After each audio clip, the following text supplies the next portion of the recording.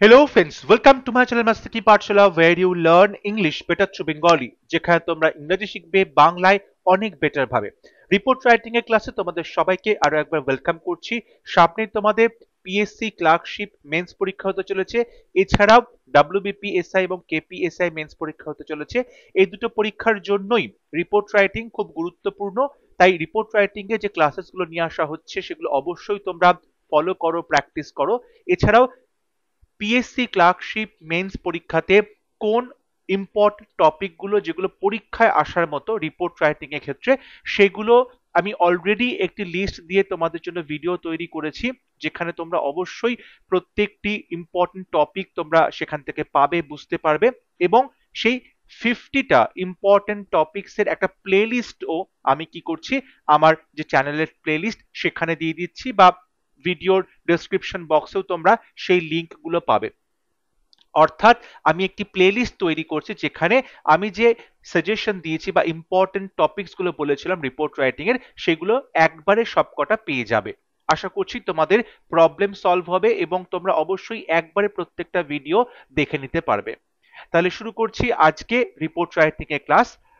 আমরা দেখতে পেলাম কিছুদিন আগেই দিল্লি রেড ফোর্টের বাইরে ব্লাস্ট হলো, টেররিস্ট অ্যাটাক হলো, এবং তার কিছুদিন আগে দেখলাম কাশ্মীরে পেহেলগাঁওতে টুরিস্টদের ওপরে টেররিস্ট অ্যাটাক। এই যে ঘটনাগুলো ঘটছে, সেই ঘটনাগুলো কিন্তু আমাদের চোখে আঙুল দিয়ে দেখিয়ে দিচ্ছে আমাদের ইন্টারনাল সিকিউরিটি কতটা থ্রেটস এর মুখে রয়েছে, কতটা টেররিস্ট অ্যাটাকস বা টেররিস্ট অ্যাক্টিভিটিস এর সম্মুখীন হচ্ছে। সেই জন্য আজকে রিপোর্ট রাইটিং আমরা শুরু করছি টেরোরিজম ইন ইন্ডিয়া এই টপিকটার উপরে। অর্থাৎ ভারতবর্ষে যে টেরোরিজম বা টেরোরিস্ট অ্যাক্টিভিটিস গুলো চলছে সেইটা নিয়ে রিপোর্ট রাইটিং। আমরা অবশ্যই এই রিপোর্ট রাইটিং এ বোঝার চেষ্টা করব যে কেন টেরোরিজমটা ভারতবর্ষে পারসিস্ট করছে, কেন এখনো টেরোরিজমের ঘটনাগুলো ঘটছে, এই ঘটনাগুলো মোকাবিলা করতে গিয়ে ইন্ডিয়ান গভর্নমেন্ট কি কি প্রবলেমের বা চ্যালেঞ্জেসের সম্মুখীন হচ্ছে, কি কি তার বিরুদ্ধে কাউন্টার টেরোরিজমের যে বিভিন্ন উপায় সেগুলো অবলম্বন করছে ভারত সরকার, এবং তারপরে কি কি সাজেশন থাকতে পারে, এই পুরো বিষয়টাই আজকে রিপোর্ট রাইটিং আমরা আলোচনা করব। তাহলে চলো শুরু করি আজকে report writing. Terrorism in India by a special correspondent, Kolkata, November 14। দেখো, রিপোর্টটা লিখতে গিয়ে একটু বড় হয়ে গেছে, কারণ এতগুলো পয়েন্ট লিখতে হচ্ছে। আমি তোমাদের বলে দেব যে তোমরা চাইলে কোন কোন জায়গাটা অ্যাভয়েড করতে পারো, সেগুলো না লিখলেও পারো। যাদের হাতের লেখা খুব স্পিড আছে, বা যারা মনে করছো যে তোমরা পরীক্ষাতে ক্লার্কশিপ পরীক্ষার ওই যে 10 মিনিটের মধ্যে তোমরা রিপোর্ট রাইটিংটা লিখতে পারবে, তারা পুরোটা লেখার চেষ্টা করবে। আর যাদের মনে হচ্ছে এটা বড় হচ্ছে, তোমরা লিখে কমপ্লিট করতে পারবে না, আমি তাদের জন্য বলে দেবো কোন কোন এরিয়াগুলো বাদ দিতে পারো। ঠিক আছে? বলা হচ্ছে recent Pahalgam terrorist attack and Delhi red fort blast. বর্তমানে বা সাম্প্রতিক যে পেহেলগাঁও টেররিস্ট অ্যাটাক হয়েছে এবং দিল্লিতে রেড ফোর্টে যে বম্ব ব্লাস্ট হয়েছে, এই দুটো ঘটনা have highlighted present perfect tense, এগুলো আলোকপাত করেছে, হ্যাভ হাইলাইটেড আলোকপাত করেছে the threat of terrorism to India's internal security. Terrorism যে একটা থ্রেট, সেই আতঙ্কটা আমাদের ইন্ডিয়ার যে আভ্যন্তরীণ সিকিউরিটি তার ক্ষেত্রে কতটা গুরুত্বপূর্ণ সেটা হাইলাইট করেছে। কিংবা এই যে কথাটা বলেছে the threat of terrorism to India's internal security, এটা না বলে তোমরা বলতে পারো the never ending saga of terrorism in India. এটা একটু স্ট্যান্ডার্ড ইংলিশ এখানে ইউজ করা হচ্ছে, একটু কঠিন বলে মনে হতে পারে অনেকের কাছে। নেভার এন্ডিং সাগা, সাগা মানে একটা জিনিস যেটা চলছে দীর্ঘদিন ধরে, একটা অধ্যায় চলছে। তাহলে নেভার এন্ডিং যেটা কখনো শেষ হয় না, সাগা মানে একটা অধ্যায় অফ টেরোরিজম। অর্থাৎ এই যে টেরোরিজমের একটা অধ্যায় চলছে, সেটা ইন্ডিয়াতে যেন মনে হয় নেভার এন্ডিং, কখনো শেষ হবে না। তাহলে এই যে পেহেলগাঁও অ্যাটাক এবং দিল্লি রেড ফোর্ট ব্লাস্ট, এই ঘটনাগুলো আমাদেরকে দেখাচ্ছে যে ভারতবর্ষে টেরোরিজমের ঘটনাটা যেন কখনোই শেষ হচ্ছে না। কিংবা এটাও বলতে পারো যে ইন্ডিয়ার যে ইন্টারনাল সিকিউরিটি সেক্ষেত্রে এটা একটা থ্রেট হয়ে দাঁড়িয়েছে টেরোরিজম। তাহলে ফার্স্ট সেন্টেন্সে আমরা কোন ঘটনার পরিপ্রেক্ষিতে রিপোর্টটা লিখছি সেটা উল্লেখ করে দিলাম। এরপরে দেখো আমি ব্লু কালি ইউজ করেছি পুরো একটা প্যারাগ্রাফের জন্য। এইটা তোমরা চাইলে অ্যাভয়েড করতে পারো, এটা চাইলে তোমরা অ্যাভয়েড করতে পারো, ঠিক আছে। আমি চাইবো তোমরা পুরোটাই লেখো, হাতের লেখা যত স্পিড তোমরা নিয়ে আসবে বেশি করে ইনফরমেশন তোমরা পরীক্ষাতে লিখতে পারবে। বলছে ফ্যাক্টরস কন্ট্রিবিউট টু টেরোরিজম। এখানে বলা হচ্ছে কোন কোন ঘটনার জন্য টেরোরিজমের ঘটনা ভারতবর্ষে এখনো ঘটছে, সেই কারণগুলো কি কি, সেই ফ্যাক্টরস কি কি। সেই কারণগুলো যেগুলো কন্ট্রিবিউট করে টেরোরিজমে ইনক্লুড, তার মধ্যে রয়েছে cross border terrorism. Cross border মানে একটা দেশের বর্ডার ক্রস করে অন্য দেশে যাচ্ছে, গিয়ে সেখানে টেরোরিস্ট অ্যাক্টিভিটিস হচ্ছে।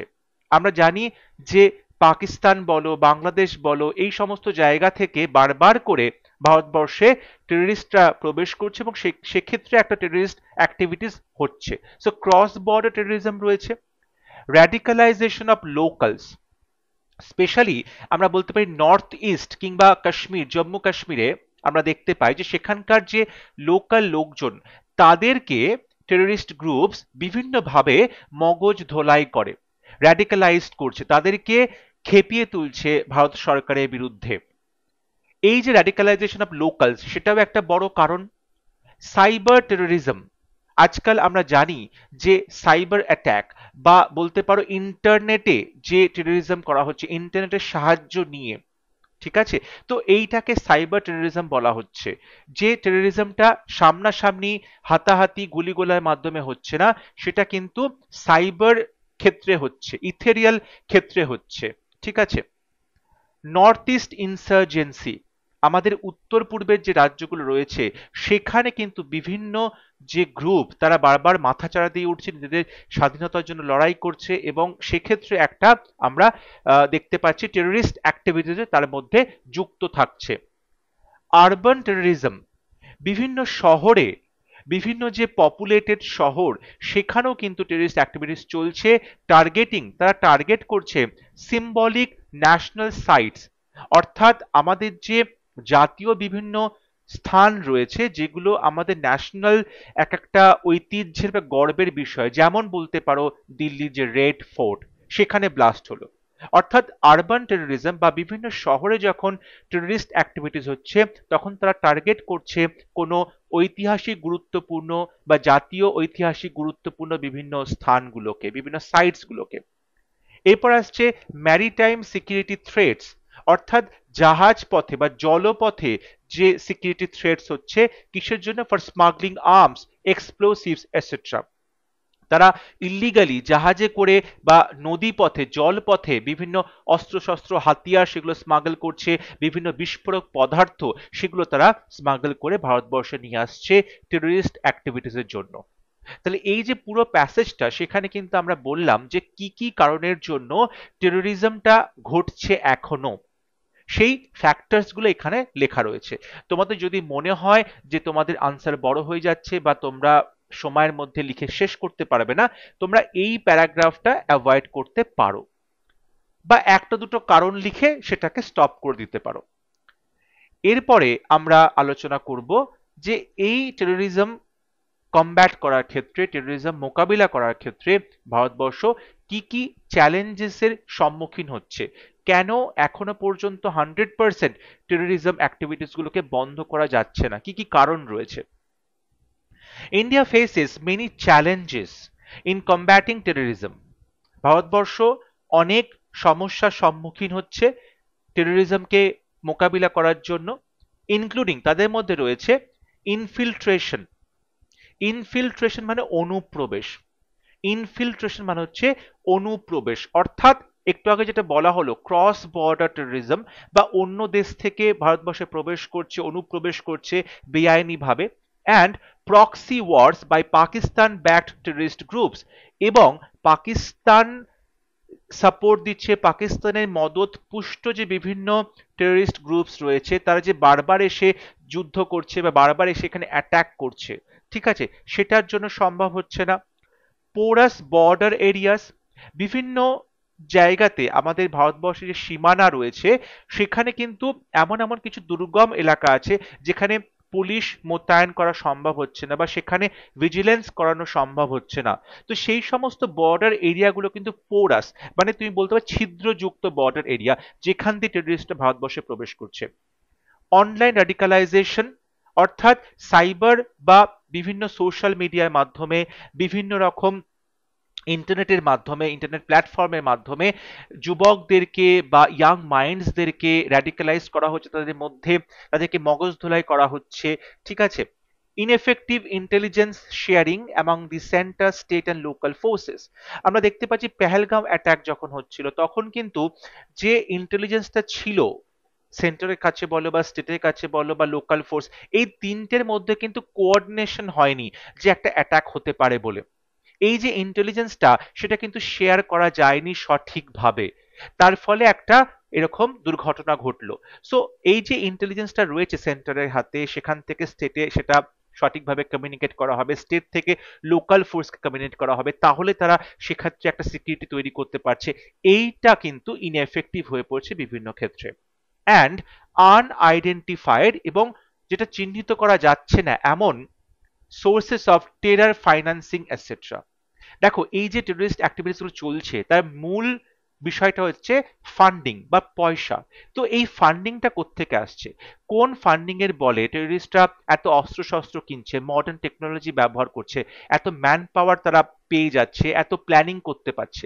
এই যে ফান্ডিংটা, টেরার ফান্ডিং বা টেররিস্ট অ্যাক্টিভিটিসকে হেল্প করার জন্য যে টাকা পয়সাটা কোথা থেকে আসছে সেটা সোর্স কিন্তু আনআইডেন্টিফাইড। সেটা সোর্স ঠিক করে এখনো আইডেন্টিফাই করা যাচ্ছে না বেশিরভাগ ক্ষেত্রেই। যেমন হাওয়ালা ট্রানজাকশনের মাধ্যমে হচ্ছে, ক্রিপ্টোকারেন্সির মাধ্যমে হচ্ছে, যেগুলোর সোর্স বা যেগুলোর অরিজিন খুঁজে বের করা ভেরি ডিফিকাল্ট। তাহলে আমরা এই প্যারাগ্রাফে দেখলাম যে ভারতবর্ষ টেরোরিজমকে মোকাবিলা করতে গিয়ে কি কি চ্যালেঞ্জেসের সম্মুখীন হচ্ছে। এরপরে প্যারাগ্রাফে আমরা অবশ্যই আলোচনা করব যে অলরেডি ভারতবর্ষ কি কি পদক্ষেপ গ্রহণ করেছে, ভারত সরকার কি কি পদক্ষেপ গ্রহণ করেছে টেরোরিজমকে মোকাবিলা করতে। Since day one India has শোন জিরো টলারেন্স টু টেরোরিজম। প্রথম দিন থেকে, সিন্স ডে ওয়ান, প্রথম দিন থেকে ভারতবর্ষ হ্যাজ শোন, ভারতবর্ষ দেখিয়েছে জিরো টলারেন্স, অর্থাৎ কোন রকম কোনো সহিষ্ণুতা নয় টেরোরিজমকে, অর্থাৎ টেরোরিজমকে কখনোই সহ্য করবে না ভারতবর্ষ। এটা প্রথম দিন থেকে ভারতবর্ষ ক্লিয়ারলি বলে দিয়েছে। There are Unlawful Activities Preventive Act UAPA 1967 and National Investigation Agency Act NIA 2008। আমরা জানি যে 1967 এ আনলফুল অ্যাক্টিভিটিস অ্যাক্ট নিয়ে আসা হয়েছিল, যেটা অবশ্যই বর্তমানে তার অ্যামেন্ডমেন্ট করা হয়েছে, সেটাকে সংশোধন করা হয়েছে। And national investigation agency act NIA 2008 এটা এস্টাবলিশ করা হলো। সো এইগুলো কেন নিয়ে আসা হলো? টু ব্যান টেররিস্ট অর্গানাইজেশনস, বিভিন্ন যে টেররিস্ট অর্গানাইজেশন রয়েছে তাদেরকে ব্যান করা, নিষিদ্ধ করা, বা তাদের অ্যাক্টিভিটিস গুলোকে অপরাধ বলে ঘোষিত করে তাদেরকে শাস্তির ব্যবস্থা করা। এবং এটা কোনো পার্টিকুলার অর্গানাইজেশন নয়, যদি কোনো পার্টিকুলার ব্যক্তি বা কোনো ইন্ডিভিজুয়াল টেররিস্ট হচ্ছে বা টেররিস্ট অ্যাক্টিভিটিসে যুক্ত থাকছে তার বিরুদ্ধেও কিন্তু অ্যাকশন নিতে পারে এই সমস্ত যে ল রয়েছে লিগ্যাল ফ্রেমওয়ার্ক তার মাধ্যমে। NIA, NATGRID, national security guard NSG, anti terrorism squads ATS were established for special operations to counter terrorism। আমরা একটু আগে দেখলাম ন্যাশনাল ইনভেস্টিগেশন এজেন্সি এনআইএ, ন্যাটগ্রিড, তারপর এনএসজি বা এটিএস, এই রকম বিভিন্ন অর্গানাইজেশনস, বিভিন্ন যে এলিট ফোর্সেস তাদের এস্টাবলিশড করা হলো। কেন? ফর স্পেশাল অপারেশনস, যাতে তারা বিশেষ বিশেষ অপারেশনসকে পার্টিসিপেট করতে পারে, যে অপারেশনগুলো কি করছে টু কাউন্টার টেররিজম, অর্থাৎ টেররিজমকে সমূলে বিনাশ করার জন্য, তাদের মোকাবিলা করার জন্য কাজে লাগবে। অর্থাৎ এনআইএ, ন্যাটগ্রিড বা এনএসজি বা এটিএস এই সমস্ত কিছু কি করছে কাউন্টার করার জন্য টেররিজমকে বিভিন্ন স্পেশাল অপারেশনে পার্টিসিপেট করছে। এখানে প্রচুর কিছু লেখা যেতে পারতো, যেখানে ইন্ডিয়ান গভর্নমেন্ট বিভিন্ন পদক্ষেপ গ্রহণ করছে টেররিস্ট অ্যাক্টিভিটিসকে মোকাবিলা করার জন্য, কিন্তু আমাদের যেহেতু ওয়ার্ড লিমিট রয়েছে, টাইমের বাউন্ড রয়েছে, সুতরাং আমরা এত কিছু লিখতে পারবো না। তার মধ্যেও কিছু কিছু এখানে তোমরা মেনশন করবে, অবশ্যই পুরোটা মেনশন না করলেও কয়েকটা অবশ্যই তোমরা মেনশন করবে, কারণ তাতে তোমাদের আনসারের কোয়ালিটি অনেকটাই ইমপ্রুভ করবে। দেখো, আমাদের যে এক্সটার্নাল মিনিস্ট্রি রয়েছে সেখানকার যে ডেটা, সেই ডেটা অনুযায়ী দেখা যাচ্ছে 2014 থেকে 2024-এর মধ্যে টেররিস্ট অ্যাক্টিভিটিসের সংখ্যা অনেকটা কমেছে, অনেকটা কমেছে, কিন্তু পুরোপুরি এটা কমেনি, এটা পুরোপুরি কমেনি। তাই যদি টেরোরিজমকে পুরোপুরি কমাতে হয় তাহলে কি কি পদক্ষেপ গ্রহণ করতে হবে, একটা ওয়ে ফরওয়ার্ড লাস্ট প্যারাগ্রাফে লেখা রয়েছে। Terrorism threatens India's unity and security. এটা বলার অপেক্ষা রাখে না যে টেরোরিজম ভারতবর্ষের যে ঐক্য, ভারতবর্ষের যে নিরাপত্তা, তাকে চ্যালেঞ্জ করছে, সেটাকে কিন্তু বিপদের সম্মুখে ফেলছে। অর্থাৎ ভারতবর্ষের ইউনিটি এবং সিকিউরিটি সেগুলো বিপদের সম্মুখীন হচ্ছে টেরোরিজমের জন্য। ইট ডেস্ট্রয়স লাইভস অ্যান্ড প্রপার্টি। অবশ্যই টেররিস্ট অ্যাক্টিভিটিসের ফলে নিষ্পাপ মানুষের প্রাণ ধ্বংস হচ্ছে এবং বিভিন্ন যে প্রপার্টি রয়েছে, বিভিন্ন যে ইনফ্রাস্ট্রাকচার রয়েছে সেগুলো নষ্ট হচ্ছে। কমব্যাটিং টেররিজম রিকোয়ার্স, তাহলে যদি আমরা টেররিজমকে কমব্যাট করতে চাই বা মোকাবিলা করতে চাই তাহলে কি কি প্রয়োজন? রিকোয়ার্স প্রয়োজন ভিজিলেন্স, সব থেকে ইম্পর্টেন্ট ভিজিলেন্স, অর্থাৎ নজরদারি বাড়াতে হবে, বর্ডার এরিয়াগুলোতে নজরদারি বাড়াতে হবে, ইন্টারনালিও কিন্তু নজরদারি বাড়াতে হবে। সিভিল সোসাইটি পার্টিসিপেশন, আমাদের যে সাধারণ মানুষজন তাদের পার্টিসিপেশন বাড়াতে হবে, তাদেরকে অ্যালার্ট থাকতে হবে যে চারপাশে যদি কোনো সন্দেহজনক ব্যক্তি ঘোরাঘুরি করছে বা সন্দেহজনক কোনো কাজকর্ম চলছে সেটা সঙ্গে সঙ্গে জানানো আমাদের অথরিটিকে, পুলিশকে, যাতে করে তারা এনকোয়ারি করতে পারে এবং যদি কোনো রকম কোনো সন্দেহজনক বা টেররিস্ট অ্যাক্টিভিটিস হতে চলেছে তাহলে সেটা তারা অবশ্যই থামাতে পারবে। সো সিভিল সোসাইটি পার্টিসিপেশন জরুরি, এবং আমাদের কোনো রকম ভাবে র্যাডিক্যালাইজড হলে হবে না, কোনো রকম প্রোপাগান্ডার ফাঁদে পা দিলে হবে না। এই রকম যে গ্রুপ যারা সোশ্যাল মিডিয়াতে ইয়াং মাইন্ডসদেরকে টার্গেট করে, তাদের মগজ ধোলাই করে, ব্রেন ওয়াশ করে, সেখান থেকে আমাদেরকে অনেকটাই বেরিয়ে আসতে হবে, আমাদেরকে অ্যালার্ট থাকতে হবে যাতে তেমন কোনো ফাঁদে পা না দিই আমরা। সো সিভিল সোসাইটির গুরুত্বও কিন্তু কম নয়। ইউজ অফ টেকনোলজি, বর্তমান যুগে এআই ড্রিভেন যে সমস্ত টেকনোলজি রয়েছে, ড্রোন থেকে শুরু করে, রোবট থেকে শুরু করে বিভিন্ন যে বিগ ডেটা, এই সমস্ত কিন্তু আমরা ব্যবহার করতে পারি টেররিস্ট অ্যাক্টিভিটিস গুলোকে পিন পয়েন্ট করার জন্য, সোর্স গুলোকে পিন পয়েন্ট করার জন্য। অ্যান্ড গ্লোবাল অপারেশন, এবং অবশ্যই সমস্ত যে দেশ রয়েছে পৃথিবীতে, সমস্ত দেশ মিলেই কিন্তু এই টেরোরিজমে মোকাবেলা করতে পারবে, কোনো পার্টিকুলার একটা দেশ মোকাবেলা করতে পারবে না, সবাইকে এগিয়ে আসতে হবে। তাই আন্তর্জাতিক ক্ষেত্রেও একটা সহযোগিতা অবশ্যই দরকার। তাহলে টেরোরিজমকে মোকাবিলা করতে গেলে আমাদের ভিজিলেন্স বাড়াতে হবে, আমাদের সিভিল সোসাইটির যে পার্টিসিপেশন, পিপলস পার্টিসিপেশন, সেটা বাড়াতে হবে, টেকনোলজিক্যাল ইনোভেশন সেটাকে কাজে লাগাতে হবে, এবং গ্লোবাল কোঅপারেশনকেও কাজে লাগাতে হবে। Strengthening internal resilience is key to building a safe, secure and developed India. বলছি স্ট্রেংথেনিং অর্থাৎ তুমি তাকে আরো বেশি মজবুত করবে।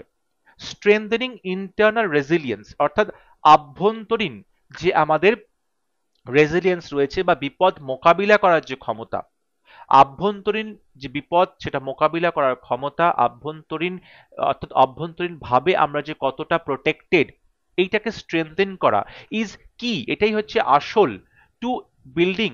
কি করতে আসল? এটা তৈরি করবে একটা সেফ, সিকিওর, নিরাপদ, নিশ্চিত এবং ডেভেলপড ইন্ডিয়া, উন্নত ইন্ডিয়া তৈরি করবে।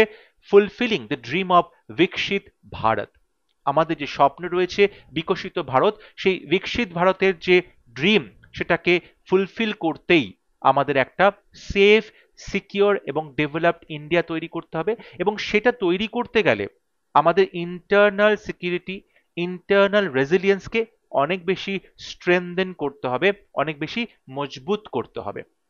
তাহলে দেখো, আমরা পুরো রিপোর্টের মধ্যে টেরোরিজম অ্যাক্টিভিটিস নিয়ে কথা কেন বলছি সেটা প্রথম লাইনে লেখা রয়েছে, পেহেলগাঁও অ্যাটাক এবং দিল্লি রেড ফোর্ট ব্লাস্ট। তারপর কি কি কারণের জন্য টেররিস্ট অ্যাক্টিভিটিস গুলো হচ্ছে সেটা লেখা আছে। তারপরে লেখা আছে যে ভারতবর্ষ টেররিস্ট অ্যাক্টিভিটিস গুলোকে আটকাতে গিয়ে কি কি চ্যালেঞ্জের সম্মুখীন হচ্ছে, কেন সেগুলোকে আটকাতে পারছে না। তারপর আসছে আটকানোর জন্য কি কি পদক্ষেপ গ্রহণ করেছে ইন্ডিয়ান গভর্নমেন্ট, এবং সবার লাস্টে আরো কি কি করতে হবে টেররিজমকে রোখার জন্য, টেররিজমকে বন্ধ করার জন্য, সেই বিষয়টা লেখা আছে। আই হোপ আজকে ক্লাস তোমাদের ভালো লেগেছে। যদি ভিডিওটি ভালো লাগে অবশ্যই ভিডিওটি লাইক করবে, শেয়ার করবে এবং আমার চ্যানেলটি সাবস্ক্রাইব করতে ভুলবে না। পরবর্তী লেসনে খুব শীঘ্র দেখা হবে। ততক্ষণ সবাই ভালো থাকবে, সুস্থ থাকবে। Thank you.